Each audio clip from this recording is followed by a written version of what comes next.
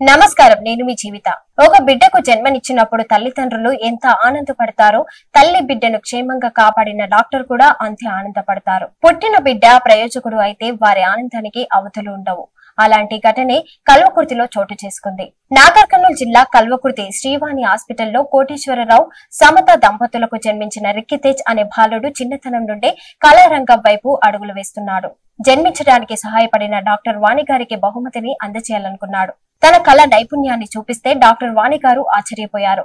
ఇంత చిన్న వయసులోనే ఇలాంటి డ్రాయింగ్స్ వేయడం చాలా గొప్ప విషయమని, ఈ బాలుడు మరింత ఉన్నత శిఖరాలకు చేరుకోవాలని కోరుతూ తనకు 10,000 రూపాయలు నగదు బహుమతిగా అందించారు. ఈ కార్యక్రమంలో ఉపాధ్యాయులు రాజలత, రవీందర్, సైతులు, విజయ భాస్కర్, ఆదిలక్ష్మి డాక్టర్ వాణి గారిని సత్కరించారు. నాగర్ కర్నూల్ జిల్లా చారకొండ మండలం సిర్సన్గల్లలోని సీతారామాలయంలో రథోత్సవం ఘనంగా నిర్వహించారు. ఈ దేవాలయం అపర భద్రాద్రిగా పేరుగాంచింది. ఈ రోజు ఉదయాన్నే స్వామివారికి పూజలు నిర్వహించి అనంతరం తెల్లవారుజామున ప్రారంభమైన స్వామివారి రథోత్సవం సాఫీగా కొనసాగింది. ఎక్కడ లేని భక్త జనమంతా ఒక్కచోట చేరి ఈ రథోత్సవాన్ని విజయవంతం చేశారు. రథోత్సవ కార్యక్రమానికి భక్తులు భారీ సంఖ్యలో తరలివచ్చారు.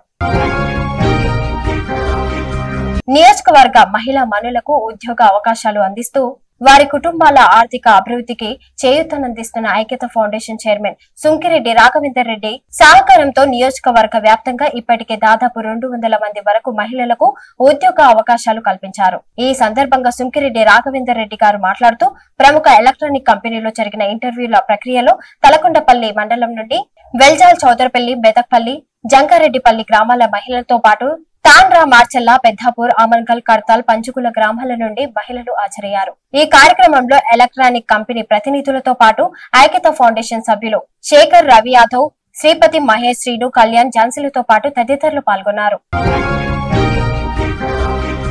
షేర్లింగపల్లి నియోజకవర్గ పరిధిలోని 106 డివిజన్ లో వైష్ణవిదేవి నవరాత్రి వేడుకలకు బండి కల్పన ఘనంగా జరిపారు. ఈ సందర్భంగా ఆమె మీడియాతో మాట్లాడుతూ నవరాత్రి వేడుకలను ఘనంగా నిర్వహించాలని తెలిపారు. అలాగే భక్తులకు, కాలనీ వాసులకు అన్నదానం చేశారు. ఈ కార్యక్రమంలో బండి కల్పనతో పాటు భక్తులు తదితరులు పాల్గొన్నారు. Thanks for watching.